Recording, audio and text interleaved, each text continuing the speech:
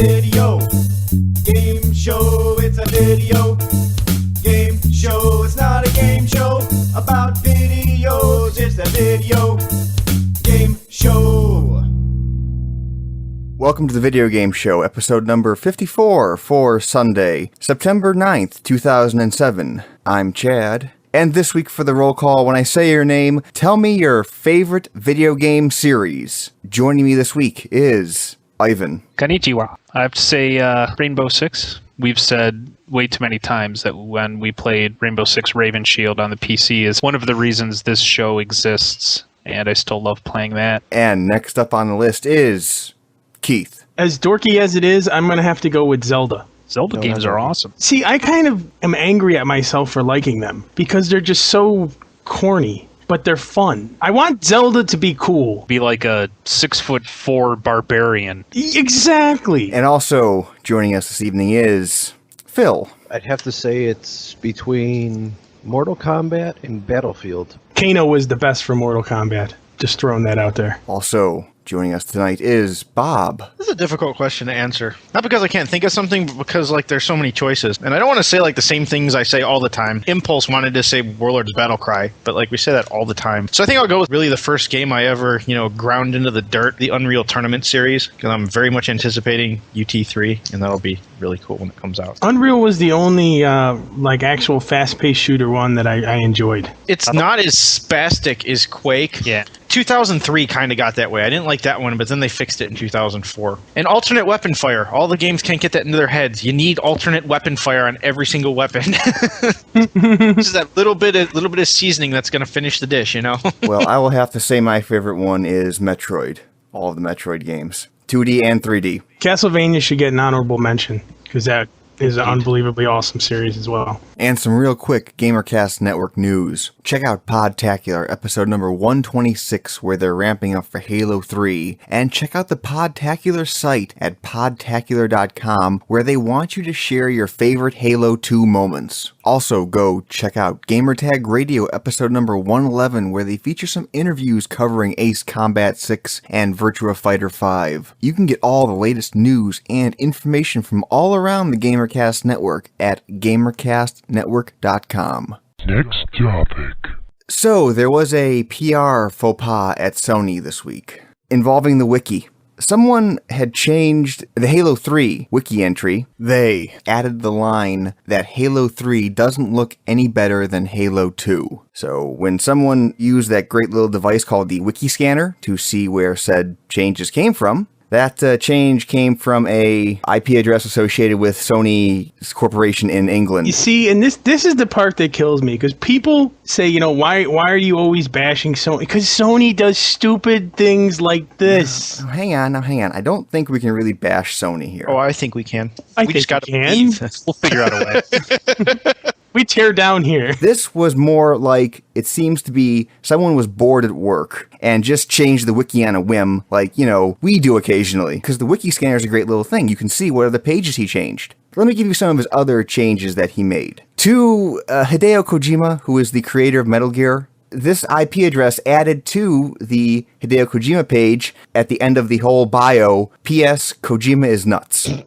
And to the God of War 2 entries, I guess there's an entry for saying what is the most difficult puzzle in the game. This IP address added the Two Rocks. The Two Rocks puzzle is the hardest in the game if you are called Mike. Okay, I revoke my bash of them because this is just clearly some guy that was bored and was entertaining it for amusement, which I can respect, and I revoke my mocking. In fact, you get a ham sandwich, Mr. Mocker. Way to go. Next topic.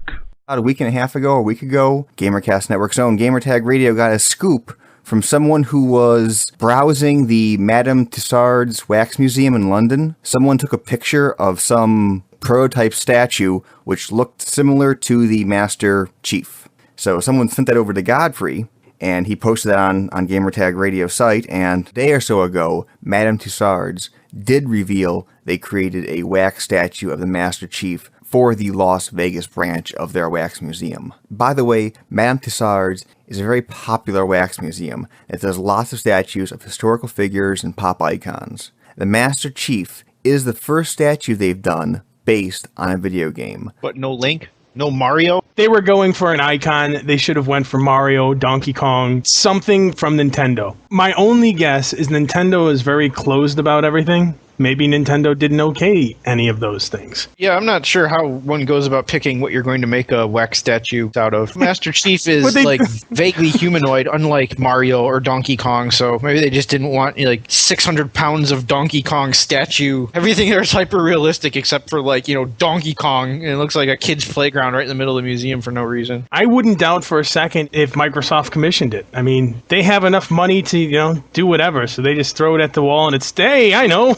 we commission a statue of Master Chief. I mean, they commissioned Mountain Dew to create a flavor of soft drink. It doesn't surprise me they would do this. Has anybody tried that Mountain Dew, whatever that is? I tried it. It's not bad. It tastes like a cherry orange flavor of Mountain Dew. Ugh. Took two bad tasting sodas and combined them into one. These are horrible apart. Maybe they'll... Oh, God, no. Oh, God. Oh, what have we done? Yeah, Microsoft is really marketing the hell out of Halo 3, because I think you can actually pre-order or purchase Halo 3 from 7-Eleven. I remember seeing a story about that. The whole world will like Halo 3. Even though you guys say you don't like Halo, you will like Halo 3. Hey, I have a price. We've said that since day one. Speaking of marketing Mario, you guys didn't like their attempt to use Captain Lou as Mario back in the day? Well, that was when Nintendo was the powerhouse. Yeah, Nintendo had the One Ring at that time. Sony took it from Nintendo, and then Microsoft has taken it from Sony. It's only a matter of time till Sauron gets it back. Next topic. Okay, so I guess in Second Life, some people were, showing off their new pet unicorns. Second Life. It wasn't a unicorn at all. No, hang on. This was a unicorn. How do you get one? Well, you had to go to this place in Second Life called Sensual Stoneworks. Oh. You get a baby unicorn by having sex with a adult unicorn. Well, that makes sense. How else would you make a baby unicorn? Oh. I guess there actually was some work involved. Well, more than just saying you want to be manhandled by a unicorn. I guess you can choose how you pose your character, and if you didn't pose your character in the right pose, the act would not produce a baby offspring unicorn. Again, God, this is look all at these common sense. You got to do it unicorn style. And then the media touts Second Life as like the be all end all. Well, they've learned. Some people have learned. Actually, there have been some media places that say that, hey, Second Life really isn't all that. There's nobody there. Everybody there is just marketing companies. There's nobody there to market to, because all the market to people are obviously getting humped by unicorns. It's filled with unicorn humpers. Fact. Now, here's a question. What if you're a male avatar? Do you have to hump the unicorn? No, it still humps you. But you have a baby as a male? You have a unicorn baby, but it's brown. I believe that's called a turd, Bob. It's my magical unicorn, sitting there petting it. Next topic. We all know that one of the most popular role-playing games on the Xbox 360 is Elder Scrolls Oblivion. There's not really many other role-playing games on the Xbox 360. Just throw that out there. For Oblivion, there are 2 expansions available on Xbox Live, Shivering Isles and Knights of the Nine. You can only get those if you have Xbox Live.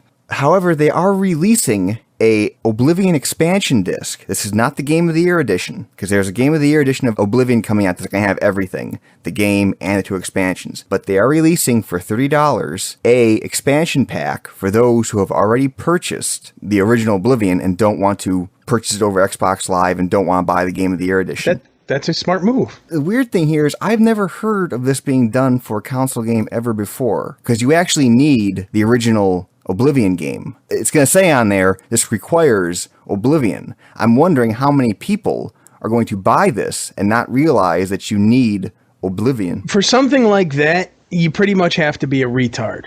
Because everything I've seen that's been an expansion like that, we'll take Diablo 2 Lord of Destruction. It says very clearly on the front, this is not the full version of the game. You need Diablo 2 to play it. Of course, that is what the PC players of the world realize. If we buy an expansion pack, we need the original game, in most cases. The console players have never had an expansion for an already existing game that requires the original game. It's a good idea, though. I mean, I have friends who have an Xbox who do not have Xbox Live for whatever reason. I'm with you. I think it's a smart move. It might not sell millions of copies, but I think it's the right thing to do. Now here's a question. Is there going to be a difference in price? I believe if you have downloaded it, Ivan, correct me if I'm wrong, it's about $40 for both expansions. I want to say it was $30 for Shivering Isles, and I'm almost positive Knights of the Nine was only $10, because Knights of the Nine actually wasn't so much an expansion as it was one quest, which took, 5 or 6 hours to complete. And if I did my math right, on Xbox.com it says it's Shivering Isles is 2,400 MS points, which I believe is $30. So yeah, it sounds like it's cheaper.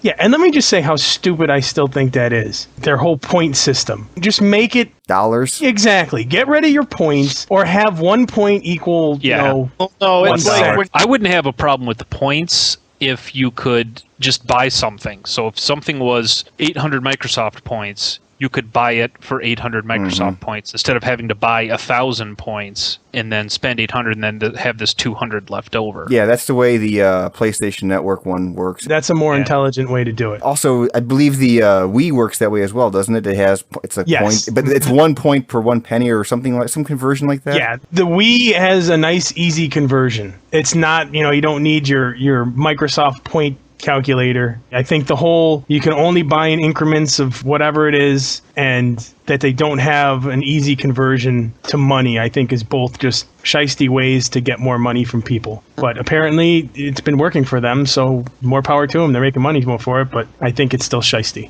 Next topic. Now, most stores, if you pre-order Hellgate London, you will apparently get an invitation into the beta. From the sound on the official, unofficial flagship forums, it's going to be either end of this month or beginning of October is when the beta starts. Bob and I were talking about this yesterday, as a matter of fact. It seems funny to me that it seems to be the norm now, where you're basically paying people to test their game for them. Are we wrong with that statement? You're not wrong, but it's not exactly accurate. How is it not exactly accurate? Well, because you're not paying any more money to play the beta than you would if it was in-store shelves and available today. Say it's $50. If you pay $50 now, yes, you're paying to play the beta and try it out for them, but you get the game when it ships. But if it was pay $10 now to beta test the game and then pay $50 for the game after that. Yeah, you're not paying additional money to play the game. Yeah. No, but you're giving them money without a product. Money that they have and they can use before they have to do anything with the game. It depends on where you buy it from, because some places may not charge you for a pre-order. Yeah, I was going to say, I don't think they're going to charge me until they ship it for me. You don't have to put any money down. I think they authorized my card, but I don't think they've actually taken the money yet. I understand Keith's point of view. So if you walk into an EB store and you say, I want to pre-order Madden 08, and they say, okay, you have to put at least $10 down, then yes, you are giving them $10 to sit in a bank account and collect interest before you're actually paying for the game. I don't like the stores doing exactly what you said. You have to put $5, $10 down on this game, and the game's not even coming out for a couple months, kind of a thing, where they just basically have money that they're using in their bank account without having to give you any product or anything for. So on the subject of putting money down on a pre-order, we have a poll topic this week. Are you comfortable with putting $5, $10 down on a pre-order when you are not receiving anything at the time you pay? I'll put a link to the poll topic on the front page of the Video Game Show website at videogameshow.org. Next topic. Continuing with the Hellgate London news, though, there is something more to this. Because with all these pre-orders, there was always this other statement on the pre-order saying, if you pre-order now, you get access to a Founders Offer subscription upgrade. So we all know that Hellgate London is going to have the $10 a month Elite. This is sounding like what Turbine did with Lord of the Rings Online. They gave you the option, if you paid $200 before the game came out, you wouldn't have to pay any subscription fees from that point forward. A lifetime subscription, basically. Now, this is different from an MMO because this one's just kind of there, isn't it? I mean, this is like a Diablo kind of thing. It is like that, except if you were to pay money, you get some perks in that you get more content over time, more character classes, not necessarily better weapons, but different weapons, different items, and access to different locations. I can't knock them for doing it because it's a way for them to make some loot. I think it's a smart move by the company. I'm not sure if it would be a smart move for the consumer. Yeah, That's a big commitment. This thing could still suck. Okay, so say you pre-order Hellgate London, you get the beta key, so you get into the beta. Let's say on October 30th is the cutoff date for getting in on this Founders Club. Let's say you get the beta key on October 1st. So let's say you have 3 to 4 weeks of playing it before your cutoff time from being part of the Founders Club. It's not going to be the same thing as the actual game, though. Right. Because obviously this is a beta. This is not the whole thing. This is just probably some fraction of the whole game. But at least you would get a taste of what the game is going to play like. I agree. That's much better than just going cold. But the thing is with a lot of games like this, the game is very, very different late game as opposed to early game. Right. And usually betas don't have the whole everything. Exactly. It's like every other MMO. I mean, the game really doesn't start until you hit level 25 or 30, because that's where you're going to spend 85% of the time you play the game is like those last 15 levels. So exactly. The first 20, 25, 30 levels is really just kind of intro time. So even then, I don't know if I would be willing to do that, because you just aren't simply going to be able to know within a month how the game's going to be a year down the line. Yeah, you know what else is, even if this game is awesome, how many games have we played? I know of at least one big one where the game was so much fun and then they did one thing to completely break it and actually broke it so bad that made us say, all right, we're not playing it anymore. Again, I can't knock the company for doing it, for putting that option out there. I just personally, I can't look at that and say that's a good investment, because there's too many variables that can go wrong that just make you just wasted $200 or whatever their amount's going to be. Well, to be fair, we don't know the exact price yet of what they're going to be charging for this. That does make a difference. If it's like $100, that's a huge difference from say $200 or even $150. I don't think it's going to be $200, because everything I've heard of the pricing scheme is going to be about $10 a month. Yeah, so if you figure a year's worth would be $120. So if they did that, like if you pay a year right now up front and you get a lifetime thing, if I had the money sitting around, I might do that then. If I played the beta and I enjoyed it. But if you're talking anything over a year's subscription price, I don't think I would. Next topic. Ivan, did you ever try that game, Two Worlds? No. Don't. Stay away. Stay far away from Two Worlds. Oh, I saw a commercial for that. It's that bad, huh?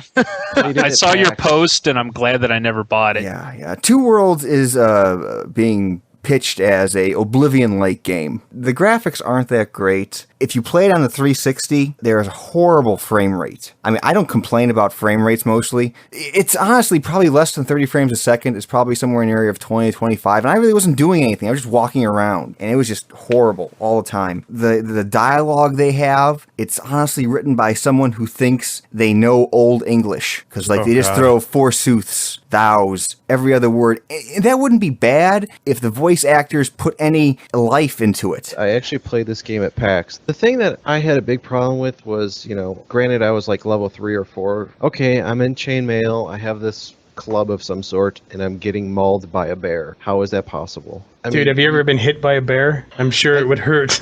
800 but pounds I think and I all. healed myself. Snap your spine with a single swipe. I really doubt chainmail is going to do much against I that. literally healed myself 6 or 8 times, and I still died to this bear. The thing that I really didn't like about it was you couldn't gauge how tough you were at your level compared to everything else, because it really didn't tell you, like, okay, this bear is level 20. Well, that's because you're used to MMOs that do that. A lot of RPGs don't. Oblivion didn't do that. You had no idea if you were fighting a level 1 guy or a level 100 guy. The only way you found out is when he hit you once. If you died instantly, you probably you knew he was a lot higher level than you. In this game, their notion of levels and requirements and all that stuff is really shot to hell. I started out the game, I got a sword. It did 7 to 13 damage. Okay. The 7 to 13 units of pain. Pain units. Pain units. I went into this one base, and decimated a few guys. Actually, the way I decimated them was I had them chase me, and I ran to this magical shrine, which would give me back my magical capabilities. And I would just cast fireballs and constantly run around in a circle around the shrine. All right, it's Titan Quest. I got his attention. You guys hit him. Whee!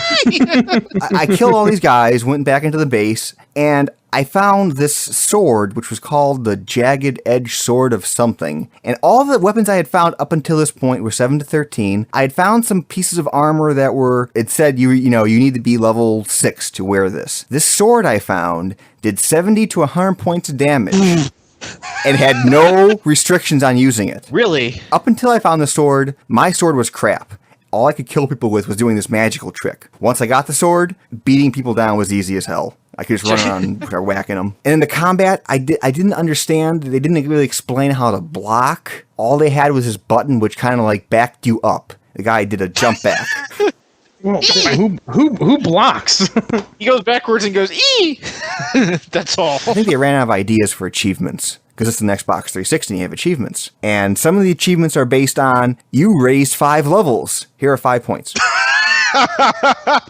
You played the game. Here's some achievement points. That's pretty weak. And another one was, you know how in Oblivion, did they give you points in Oblivion for finding things in the map? No, not achievements. In this game, you found 10 more things in the map. Here's 10 points. You use your compass to find north. Achievement unlocked. Orienteering. Yay!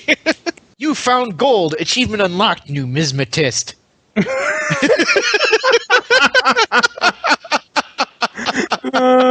That's someone that collects coins just for people that don't know what that means. And there is multiplayer in this game. I guess one of the pitches of this game had multiplayer. It wasn't multiplayer like cooperative play. I didn't play any. I just read what it was in the manual, and it sounded like just, deathmatch.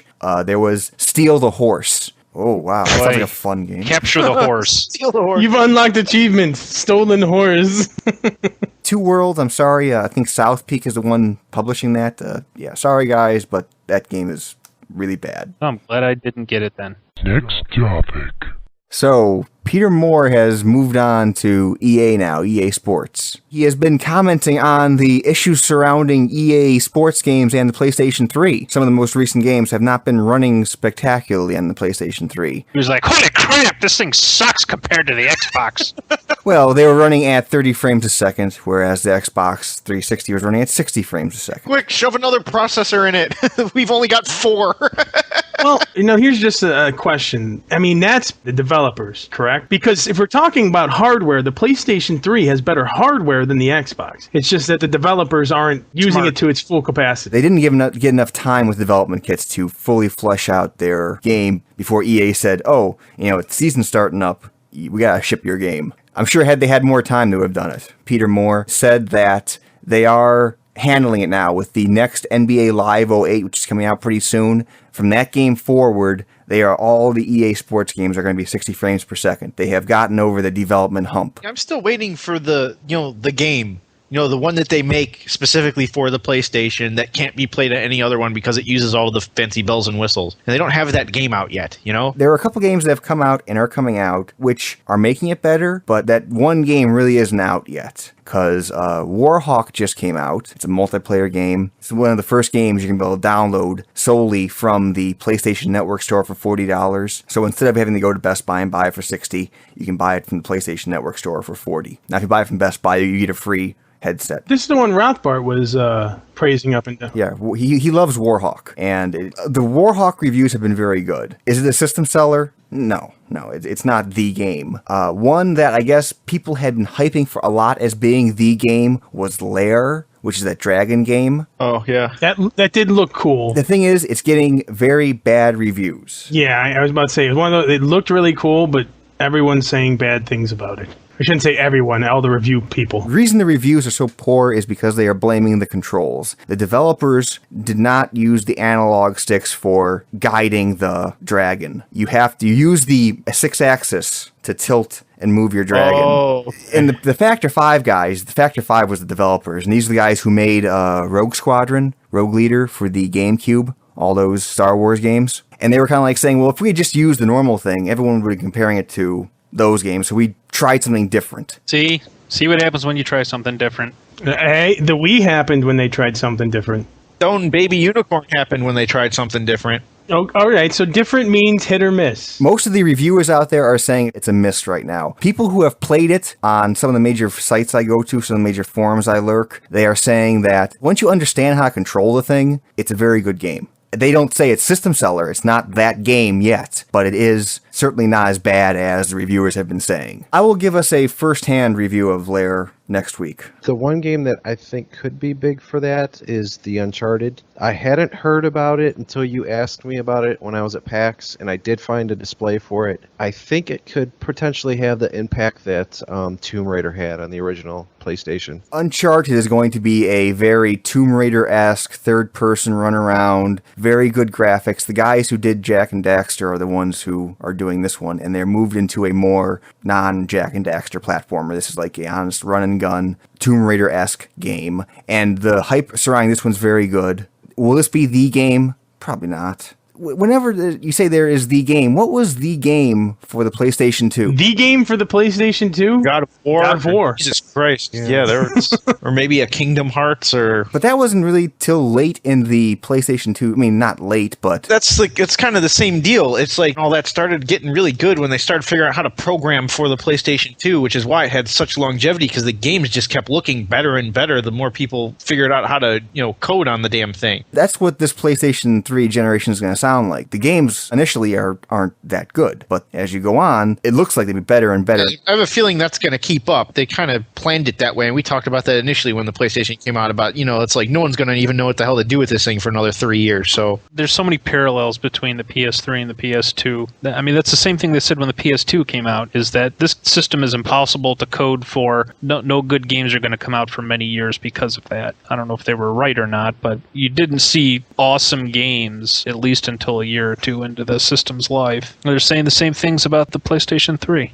You know what they need to do? They need to come out with a God of War for the PS3. That would certainly be a system seller. Which Heavenly Sword kind of is. It is kind of God of War. That one's coming out next week. If they just put God of War on PlayStation 3, make a God of War game for the PlayStation 3 and the PlayStation 3 only, I bet that would help you out a lot. Or help them out a lot, I should say, not you. It doesn't really matter what Sony does to you. I think right now they're doing a PSP God of War game, Chains of Olympus. It looks pretty cool for being on a PSP. But how many PSPs are there even out there anymore? Hey, it is selling lots of units. I remember seeing some of the numbers. It is getting more popular. Now that there are lots and lots of PSP games, people are actually buying this. It's not going to compete with a DS. That's not going to happen. But it's not going to die like the Atari Lynx and all those other ones did way long ago. Next topic.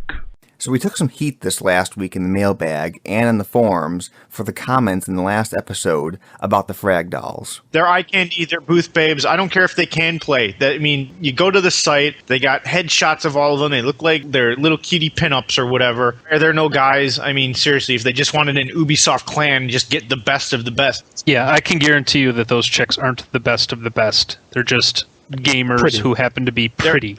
They're pretty good, and more importantly, they're pretty. I don't know why people are so viciously defending them. They're a marketing ploy. They're not a real clan. These girls weren't friends beforehand, and playing games as the Frag dolls. Then Ubisoft was like, hey, you want to come work for us? That's not how it worked. They recruited them. I like Bob's description. They're a commercial, is all they are. They are. It's like you're saying, no way, dude, that chick on the Bud Light commercial, she really likes Bud Light, man. She'd totally hang out with us if we were drinking Bud Light, because she likes Bud Light. It's like, dude, she's a model. She's paid to drink Bud Light. And she may drink Bud Light at home. I was like, she probably loves Bud Light. It paid for her house. And she gets Bud Light for free. And, she has parties. And when she has parties, she has Bud Light. Because she probably gets cases of Bud Light for free. The Frag dolls are the same way. I'm sure they get every Ubisoft game for free. Every Rainbow Six game that comes out. They get. Yeah, not only do they get it for free, they're expected to play the hell out of them. We should say that we're not totally trashing. I'm sure they have good skill. I'm sure they're good players. Here's the thing. This isn't a sport or anything. I mean, they're video games. They're not intended to be difficult to begin with. Yes, you can reach a level of proficiency with them that, you can win tournaments and stuff like that, but you can get pretty good if all you do all day is play them. I'd love to have GCN tournament against the Frag dolls and have us stand a chance, and yeah, they'd probably beat the out of us. You know why? Because I'm at work 11 hours a day, and I played games like City of Heroes for 2 hours on the weekend because I don't have enough patience to put practice time into something like Gears or Shadowrun. But you're absolutely right. I find it kind of funny that people are like jumping to their defense. Yeah, and a couple weeks ago when we talked about that company which was using high-profile clans to develop the next great gaming mouse, you know, in that segment I had semi-dissed some clans when I said I had never heard of any of them. And nobody jumped to their defense. Nobody sent in mail. Nobody posted on the forums. Exactly. And there you go, Video Game Show episode number 54 for Sunday, September 9th, 2007. Any ham sandwiches or shattered dream pies for the world? A shattered dream pie to Fatty for driving into the fence.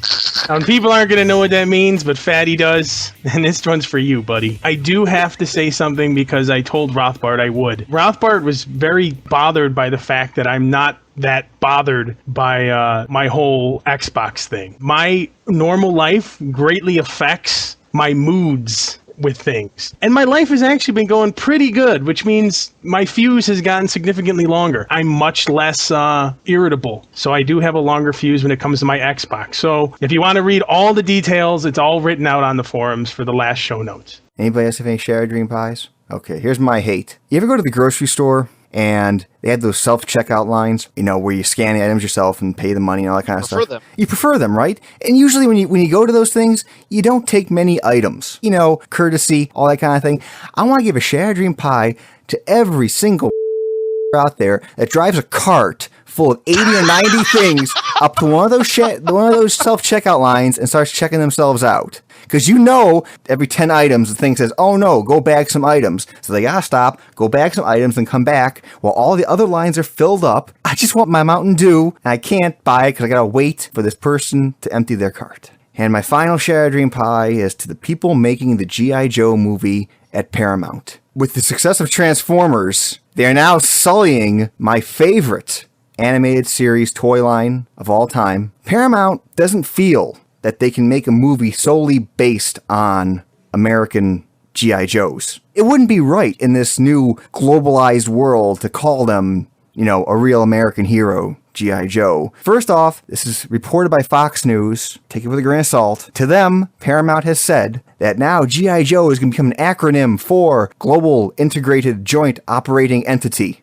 Oh, God. Which pisses you off even more because, you know, a group full of stuffy suit jackholes sat in a room with their Avion water and said, what can we make G.I. Joe stand for? And as always, send your comments, questions, queries, or concerns to the mailbag at mailbag@videogameshow.org, Skype us at videogameshow, or call us at 320-300-GAME. That is a standard long-distance call, and all normal fees apply. And once again, that's a wrap. Good night.